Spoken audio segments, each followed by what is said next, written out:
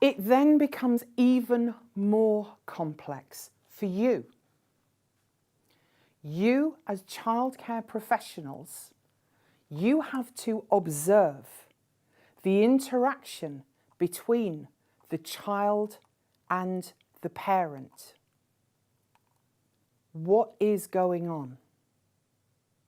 And if we think about Tammy and Tim, because there is a twist here,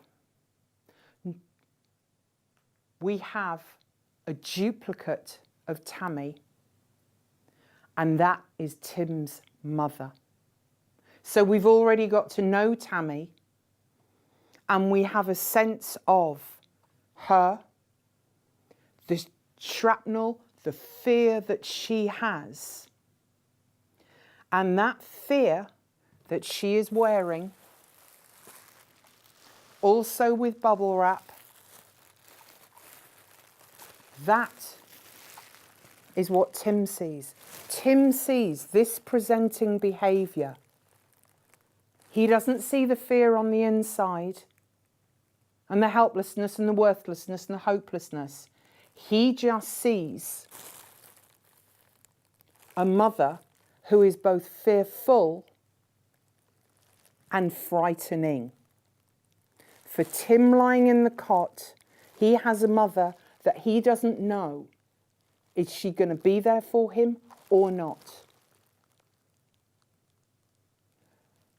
So we have Tammy's bubble wrap. We have Tim's bubble wrap. So the communication between each of them is through multiple layers of bubble wrap. So that it's very hard for them to see the shrapnel that's on the inside of the other. How do they know what's really going on? And when you're looking from the outside, how do you know? And underneath the bubble wrap for Tammy and for Tim are a multitude of limiting beliefs of hopelessness, helplessness, worthlessness. Beliefs like, well, I'm a bad boy, says Tim, so I deserve what happens to me. I don't belong here. I'm a victim. I'm useless. All of those beliefs are going on underneath the bubble wrap. So for you, as child care professionals, you have to observe what is going on underneath the bubble wrap of the child and the adult. That's what you have to do. And it becomes even more complex because actually you will be running your own filters. Maybe you are looking and you're optimistic, you're hopeful, and so you're looking through rose-coloured spectacles. Or maybe you've become kind of cynical. And actually the lens that you're looking through is quite dark and quite dirty. So you have the filters as well. So how do you view the presenting behaviour of the child and the presenting behaviour of the adult?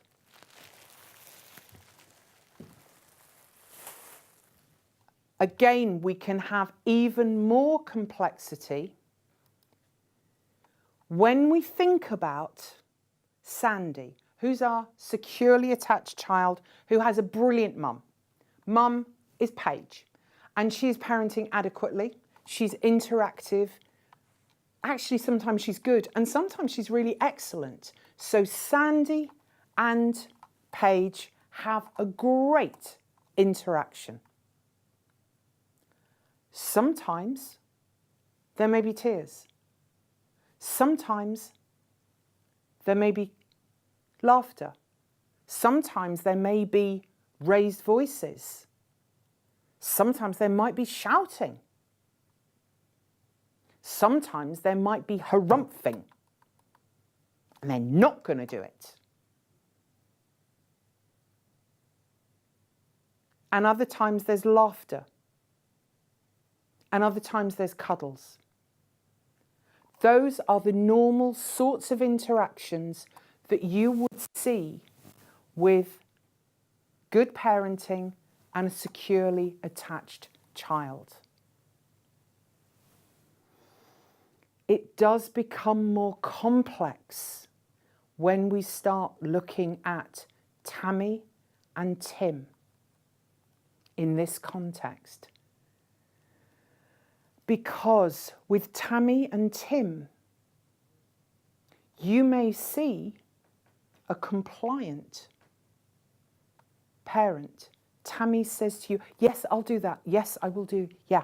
She smiles and nods and you are offering her help. And she smiles and nods. Yep, we'll do that. Yep, no, okay, fine. And she smiles and nods and smiles and nods. And you think she's got it, but has she? The relationship between Tammy and Tim, it may be that Tim at times is compliant because he's fearful of what will happen. Maybe you will see cuddles. Maybe you will see laughter. Maybe you will see tears. Maybe you will see similar behaviours to the ones that you saw with Sandy and Paige. And the challenge for you as professionals is to see beyond the presenting behaviour into what is going on inside the child and the adult, the forensic thinking that's required. And when you can connect to that and when you can start seeing that, that is the place where transformation can happen.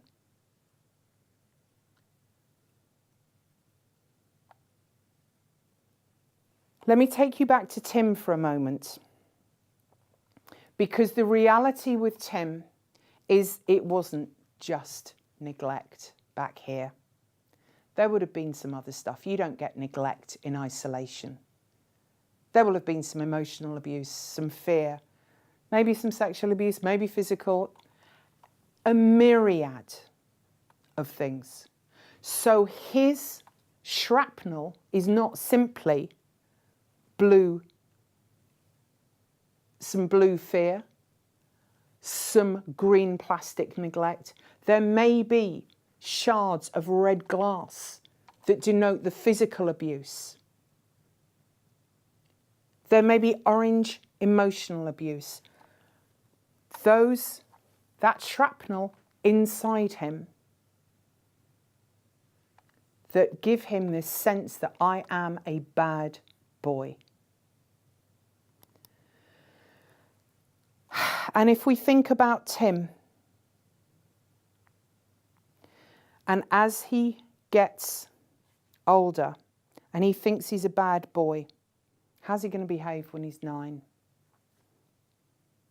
13, 14, in that classroom, you can see why he is how he is. When we get to 19, where's he going to be?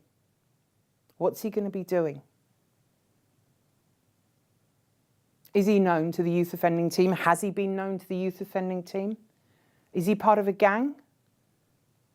Is he by now in prison? Does he have mental health issues? What's the prognosis for him when he's 25, 35, 45?